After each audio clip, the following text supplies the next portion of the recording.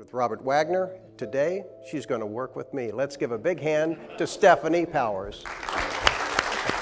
For years, people have debated what really happened behind the scenes of one of Hollywood's most talked about tragedies, and the people closest to it have rarely spoken in full detail.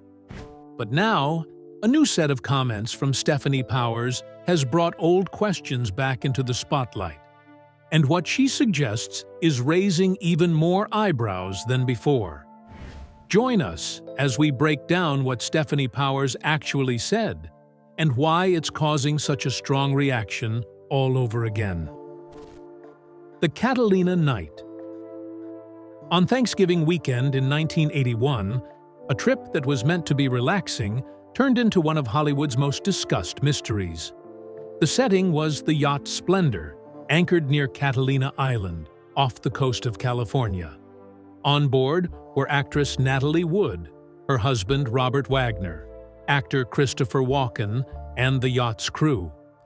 What happened during the final hours of that night has been described in different ways by the people involved, and those differences are part of why the case still draws attention. The evening began with a dinner at Doug's Harbor Reef, a restaurant on the Catalina waterfront. According to Robert Wagner, the dinner was calm and normal. He later described it as a pleasant night out, with no major problems or arguments. In his version of events, the group ate together, talked, and then returned to the yacht without anything unusual taking place. However, not everyone remembered the evening the same way. Some staff members and people nearby later described a different atmosphere. They recalled a more tense setting at the table. There were claims that the conversation felt uneasy at times, with moments of silence and discomfort. One account even suggested raised emotions during parts of the meal, although exact details varied depending on who was speaking. Christopher Walken's presence also became part of later discussion, especially because of reported conversations about career and life choices that may have added to the emotional tone of the night. After dinner, the group returned to the Splendor. This is where accounts begin to diverge even more. Wagner has consistently maintained that the evening continued without any serious conflict. In his version, they spent time on board the yacht as a normal continuation of the night, and nothing suggested that anything was wrong before Natalie Wood disappeared. But later statements from crew members painted a less stable picture. The yacht's captain, Dennis Davern, I was the captain on Robert Wagner, Natalie Wood's yacht, described hearing signs of argument after the return from dinner. He mentioned the sound of raised voices and objects being moved or broken. These claims suggested that the mood on board may have shifted after the group came back to the yacht. However, these details were not part of the original official account at the time of the investigation. Sometime after 10 p.m., the situation becomes unclear. Natalie Wood is believed to have gone to her cabin earlier in the night, but what happened next is uncertain. The timeline between late evening and early morning is based on a mix of witness statements and reconstructed estimates rather than clear, confirmed activity. Wagner later reported that she was missing during the early hours of the morning, leading to a search of the surrounding water and nearby areas. The uncertainty grows around what movement happened on deck during those hours. Some reports suggest activity near the water, while others indicate confusion and delays before help was called. The lack of a clear sequence has left gaps in understanding exactly how the night unfolded after the return to the yacht. By the early morning of November 29th, Natalie Wood was no longer on board the Splendor, and the search for answers had only just begun. And what happened after she was reported missing would raise even more questions than the night itself. Inside the yacht. Inside the yacht Splendor, the story becomes even more uncertain once the group returns from dinner on the night of November 28, 1981. What should have been a quiet evening on the water turned into a set of conflicting memories that do not fully match. There is no single version of what happened inside the yacht, only different accounts from people who were there, each describing the night in their own way. Captain Dennis Davern, who was part of the crew, later gave one of the most important alternative accounts. In his later statements, he described a shift in the atmosphere after the group returned from dinner. He recalled hearing raised voices coming from the main area of the yacht. According to his later testimony, the mood was no longer calm or social. Instead, it felt tense and unstable. He also mentioned the sound of objects being moved or breaking, which suggested some kind of argument may have taken place. Other crew members gave less detailed but still notable impressions. Some described the evening as becoming uncomfortable, with a clear sense that something was not right. These accounts did not always match in detail, but they shared a common idea. The energy on board changed during the night. What began as a gathering between familiar people reportedly shifted into separation and silence. Another part of the conflicting accounts involves the yacht's environment itself. Some statements suggest that lighting may have been reduced or turned off in certain areas, which made it harder to see movement clearly on deck. Communication between crew and passengers also appears to have become limited during parts of the night. However, the exact timing and reason for these conditions are not clearly agreed upon, and this is where the confusion deepens. Movement on deck is another area where the stories do not fully align. Davern's later recollections suggest there were moments when activity outside became concerning, including possible signs of distress or urgency. However, these details were not recorded in the original reports from the time. Other crew accounts either do not mention such activity or describe the night in more neutral terms, adding to the uncertainty. One of the biggest differences appears when comparing Wagner's timeline with Davern's later version of events. Robert Wagner stated that after returning to the yacht, the evening remained mostly uneventful. In his account, there was no major conflict or incident that would explain what happened next. He also reported that he only became aware of Natalie Wood's absence during the early hours of the morning and then took steps to report her missing. Davern's later statements, however, suggest a different sequence. He claimed that there was confusion and possible delay before the missing person report was made. He also suggested that the atmosphere on board had already become unsettled before that point, which could have influenced what happened afterward. These differences in timing and interpretation are one of the key reasons the case has remained open to debate for so many years. What makes this part of the story so complex is not just what was said, but when it was said, and how memory changed over time. The same night is described in calm terms by some and in tense terms by others, with no clear way to fully match all versions together. And as the night continued into darkness, the confusion on board would only grow deeper. The discovery. In the early hours after the night on the Splendor, the focus shifted from the yacht itself to the cold waters around Santa Catalina Island.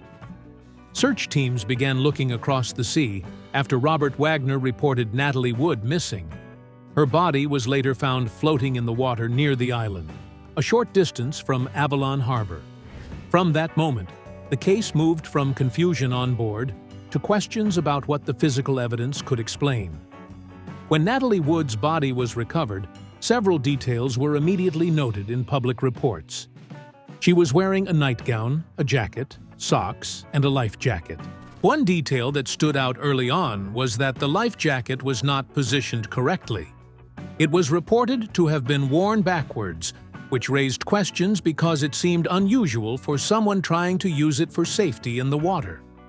Her clothing was wet and intact, with no clear signs of major tearing or damage. Observers also noted physical marks on her body. These included bruises on her arms, wrists, and knees.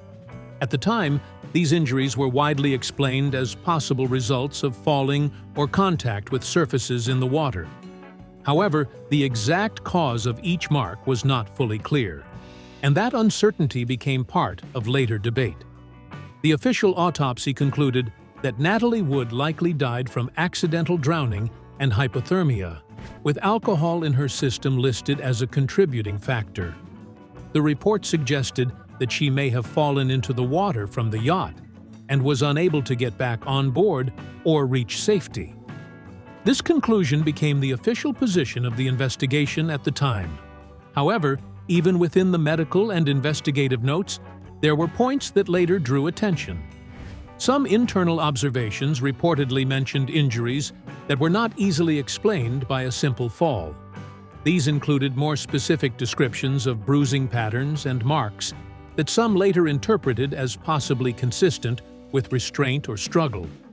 Not all of these details were included in the final public version of the report, which led to further questions about what was left out or summarized. Over time, questions also grew around missing or incomplete documentation. Certain forensic materials were not widely available to the public for years. Later reviews and renewed investigations in the 2010s brought some of these materials back into discussion, including photographs and notes that had not been part of the original public record. This added another layer of uncertainty, because people began comparing early conclusions with later reviewed evidence. And even after the body was found, the biggest questions were still waiting back on shore. Early investigation closure. After Natalie Wood's body was recovered, the official investigation moved fairly quickly toward a conclusion. The Los Angeles County Sheriff's Department ruled her death as an accidental drowning. Their explanation was that she likely fell into the water after drinking alcohol, became disoriented, and was unable to get back to safety. This conclusion was based on the physical evidence available at the time, including the condition of her body, the water temperature, and witness statements collected in the early stages of the case. For the authorities, the case appeared to fit a common pattern seen in boating accidents. There was no clear sign of forced entry, no confirmed evidence of an attack, and no definitive proof of criminal activity. Because of this, the case was closed relatively early, and the official explanation remained in place for many years. However, outside the investigation files, not everyone accepted that conclusion. From the beginning, questions started to circulate among journalists, entertainment reporters, and people who were familiar with the events of that night. One of the most discussed issues was the timing of the distress call. Robert Wagner reported Natalie Wood missing in the early hours of the morning. But later discussions raised questions about whether there was a delay between when she was last seen and when help was called. Another detail that continued to draw attention was the life jacket. Reports stated that it was found on Natalie Wood's body, but positioned incorrectly. Some observers questioned how and why it ended up that way if she had been trying to use it for safety. While investigators did not see this as proof of wrongdoing, it became one of the many small details that fueled public curiosity. Media coverage also played a major role in keeping interest alive. Publications such as People magazine revisited the case several times over the years, often focusing on inconsistencies in witness accounts and changes in later statements.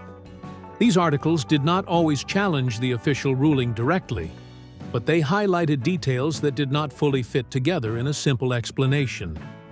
Vanity Fair and other investigative-style outlets went further in examining the story. Writers and journalists pointed out that some crew statements changed over time, and that memory differences made it difficult to establish a single clear timeline. They also noted that the atmosphere on the yacht, as described by different people, varied widely depending on when the account was given. As these discussions continued, the case slowly moved into a long period of inactivity. Officially, it remained closed, and no new charges were filed. But unofficially, it never fully disappeared from public attention.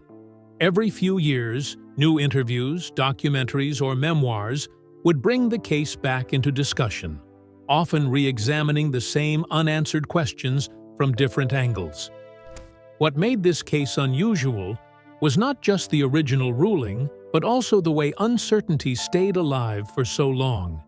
Even without new legal action, the combination of timing questions, witness differences, and disputed details kept public interest steady. Over time, the official explanation stood in place, but it never fully ended the conversation around what really happened that night. And as the years passed, new voices would continue to challenge what had been accepted as the final answer. Shifting testimonies. For many years after Natalie Wood's death, the official story remained steady. It was ruled an accidental drowning. One of the people closest to that night, Captain Dennis Davern, originally supported that conclusion. As the captain of the yacht Splendor, he was part of the small group present during the Thanksgiving weekend in 1981.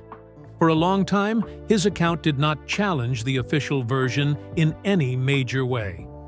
That changed in 2011. In a major shift, Davern publicly changed his statement about what he believed happened on the yacht. Instead of describing a calm and ordinary evening, he began speaking about a more tense and unstable environment. He said that the atmosphere on board had not been peaceful after dinner, and that there were signs of conflict. According to his later account, he recalled hearing raised voices and moments that suggested an argument had taken place inside the yacht. One of the most important parts of his revised statement involved what happened after the group returned from dinner at Catalina Island. Davern suggested that the situation on board may have become chaotic, with possible emotional outbursts and confusion. He also claimed that he had not fully spoken about these details earlier, and that his understanding of the night had changed over time as he reconsidered what he experienced. Another key point in his later testimony was the issue of timing. Davern suggested that the official timeline did not fully reflect the reality of when events occurred. He implied that there may have been delays in reporting Natalie Wood missing and that the situation on the yacht was not handled as quickly as originally described. These claims directly challenged the earlier assumption that everything had unfolded in a simple and straightforward sequence. His revised account had a major impact. Because Davern was physically present on the yacht that night, his words carried weight in later discussions.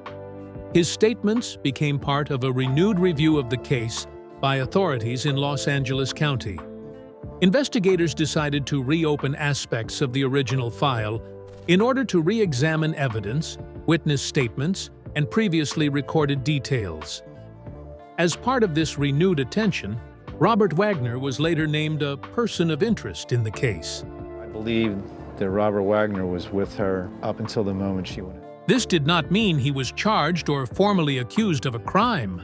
Instead, it meant that investigators believed he had information relevant to understanding what happened. The label itself marked a shift in how the case was being viewed, moving away from a closed accident file and back into active review. The reopening of the investigation did not immediately lead to new legal action, but it did change the public conversation. For the first time in decades, official agencies were again looking closely at details that had been set aside in the original ruling. Davern's changed testimony played a central role in this shift because it introduced uncertainty into what had been treated as a settled case. This moment is often seen as a turning point. A case that had been considered closed was now being looked at again with fresh attention, based on a different version of events from someone who had been on the yacht that night. It did not provide final answers, but it reopened questions that had been quiet for a long time. And with the investigation back in motion, attention quickly turned to the people who had been closest to Natalie Wood in her final hours. Stefanie Powers speaks out. Stefanie Powers' connection to Robert Wagner is one of the most closely watched relationships in the wider story surrounding Natalie Wood's death. The two worked together for years on the popular television series Heart to Heart, where they played a married couple. This long professional partnership also created a real-life bond that made her perspective especially interesting to the public. For a long time, Stefanie Powers spoke about Wagner with respect and loyalty. She often described him as a talented actor and a focused professional on set. However, she also later reflected that something about him seemed to change after 1981, the year Natalie Wood died. According to her later comments, she noticed a shift in his emotional state. She described him as someone who carried a visible weight, even when he tried to appear normal in public or on set. During the filming years of Heart to Heart, Powers said Wagner sometimes seemed distant or distracted. There were moments when he would pause during filming or appear lost in thought. She did not describe him as unstable, but she suggested that he was no longer the same easygoing person he might have been earlier in his career. In her view, something about that night on the yacht stayed with him and affected how he carried himself in the years that followed. One of the most discussed parts of her later interviews came when she spoke about documents related to the case. Powers suggested that she had reviewed autopsy-related materials at a later point in time. She did not claim to be part of the investigation, but she implied that what she saw did not always match what had been publicly shared earlier. According to her comments, there were differences between versions of official records, especially in how certain injuries or observations were described. She was careful in how she spoke about this. Stefanie Powers did not directly accuse anyone of wrongdoing. At the same time, she also did not fully accept the idea that everything in the case had been completely clear from the start. Her tone stayed measured. She focused more on what she personally observed or understood, rather than making direct claims about guilt or innocence. This balanced position made her statements especially impactful. Because she was so closely associated with Wagner through years of working together, anything she said carried extra attention. People saw her as someone who knew him well, not just professionally, but also personally, during a long period of his life after Natalie Wood's death. As a result, even her cautious remarks helped bring the case back into public discussion. When she mentioned emotional changes in Wagner or inconsistencies in documents, it added another layer to an already complicated story. It did not resolve questions, but it reminded the public that even those close to him had noticed changes and had their own private reflections on what they saw. At the same time, Powers has consistently avoided presenting herself as someone with final answers. Her perspective sits in a middle space, where she acknowledges unusual details but does not define them as proof of anything specific. This is part of why her comments continue to be discussed, because they leave room for interpretation without giving certainty. And her perspective naturally leads to a closer look at how Wagner himself chose to tell his side of the story in later years. The Wagner-Wood relationship. The relationship between Robert Wagner and Natalie Wood is one of Hollywood's most talked-about love stories and also one of its most reinterpreted over time. It began in the mid-1950s when both were rising stars in a film industry that closely followed their private lives as much as their careers. Wagner met Natalie Wood when she was still a teenager and already a well-known actress from films like Rebel Without a Cause. Wagner, slightly older, was being promoted by Hollywood studios as a leading man with charm and classic screen appeal. Their early connection quickly became public, and the media followed their relationship closely. They married in 1957. At the time, Hollywood treated them like a perfect match. Magazine covers called them a golden couple, and their wedding was presented as a major celebrity event. They were photographed at premieres, parties, and studio gatherings, always appearing polished and connected. For the public, they represented a glamorous version of Hollywood love. By 1961, the marriage began to break down. Rumors in Hollywood linked Wagner to other actresses, including figures such as Elizabeth Taylor and Barbara Stanwyck, both of whom were already major names in the industry. These connections, whether fully accurate or not in every detail, added to Wagner's public image as someone often surrounded by romantic attention. Barbara Stanwyck, in particular, was often mentioned in older Hollywood gossip columns as part of his early adult life, showing how quickly his name became tied to high-profile relationships. Natalie Wood and Wagner divorced in 1962. At that point, their relationship seemed to have ended permanently, and both moved on with separate lives and marriages. For years, they were no longer connected in public. However, in the early 1970s, something unexpected happened. The two reunited. Their reconnection surprised Hollywood, which still remembered them as a former golden couple. In 1972, they remarried, and for a time it felt like a second chance at the relationship they once had. The public again embraced the idea that they had found their way back to each other. But over time, the image became more complicated.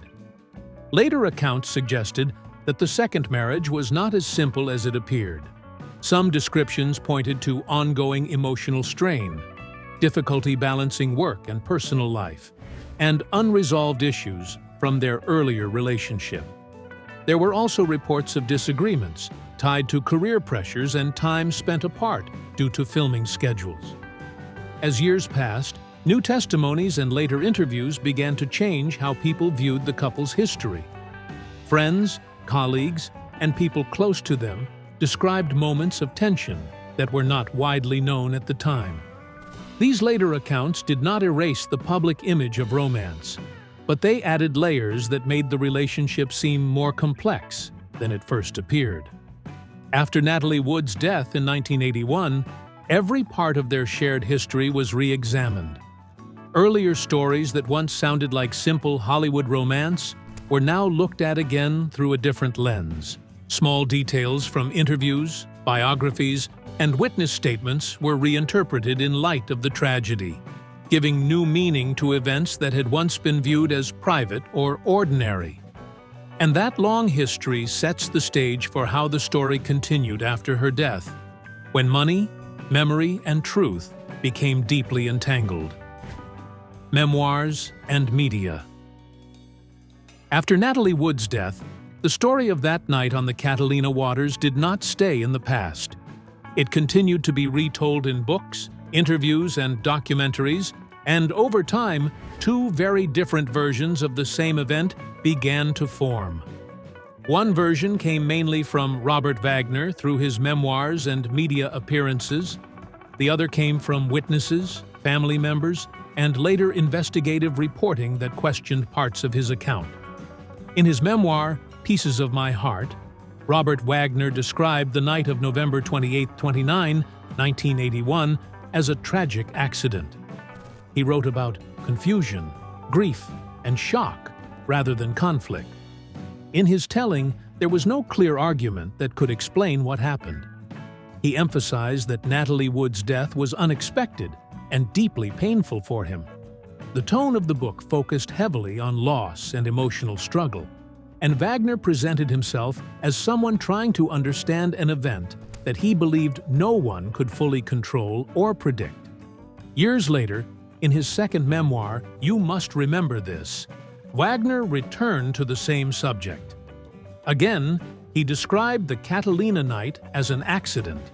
He repeated that there had been no serious fight or violence on board the yacht that would explain her disappearance. Instead, he focused on memory, reflection, and his long journey after the tragedy. Across both books, his message stayed consistent. The event was a heartbreaking accident, not something intentional or avoidable. Wagner also appeared in interviews and television programs over the years. In these appearances, he often spoke in a calm and controlled way about Natalie Wood, describing her with affection and sadness. These public moments helped shape how many people viewed him.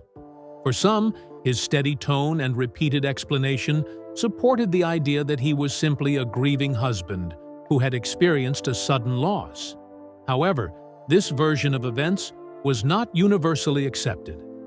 Captain Dennis Davern, who was on the yacht that night, later gave a different account. In his revised statements, he described a more tense and chaotic atmosphere on board the Splendor. He suggested there had been raised voices and conflict after returning from dinner, and he questioned whether the original timeline fully reflected what happened. His later comments became an important part of renewed investigations and public debate. Natalie Wood's sister, Lana Wood, also publicly challenged Wagner's version of events. She repeatedly expressed doubts about the official explanation and raised concerns about inconsistencies in witness statements and timing. Her interviews added emotional weight to the discussion because she spoke from the perspective of family, not just investigation. Investigative journalists and publications such as Vanity Fair also revisited the case over the years. They focused on differences between early reports, later statements, and evolving testimonies. These reports did not always reach the same conclusion, but they highlighted gaps, changes in memory, and areas where accounts did not fully align. If you found this video interesting, join us as we uncover more untold Hollywood stories and the mysteries behind the headlines.